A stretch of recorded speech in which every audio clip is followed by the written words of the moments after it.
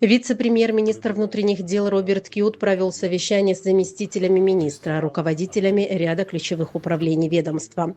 Главной темой встречи стали дополнительные меры по обеспечению общественной безопасности в курортный сезон, который постепенно входит в пиковую фазу активности. Роберт Кьют особо подчеркнул, что безопасность – ключевой фактор для комфортного отдыха туристов и спокойной жизни местных жителей. В разгар летнего сезона мы фиксируем увеличение количества отдыхающих в стране, что нам позволяет считать необходимым усилить работу по патрулям нашим. Как мы видим, появляются новые локации массовых скоплений людей, которые на сегодняшний день не прикрыты нашими силами, с учетом чего предлагаю нам расширить географию нашей деятельности, а также привлечь дополнительные силы, которые у нас есть в резерве.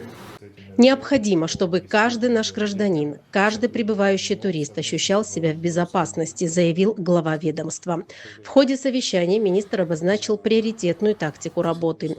Ее суть заключается в том, чтобы не просто реагировать на происшествия, а предотвращать их за счет внезапных и оперативных проверок в местах массового скопления людей.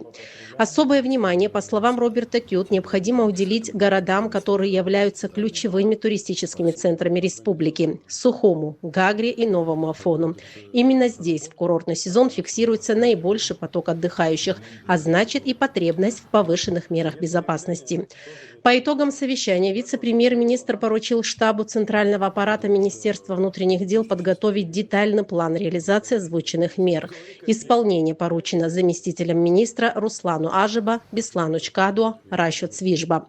Уже в ближайшее время будут представлены конкретные предложения по формированию совместных патрулей, маршрутам их дежурств и механизмам взаимодействия между различными подразделениями. Власти рассчитывают, что принятые меры позволят не только минимизировать риски, но и укрепить доверие граждан и туристов к работе правоохранительных органов.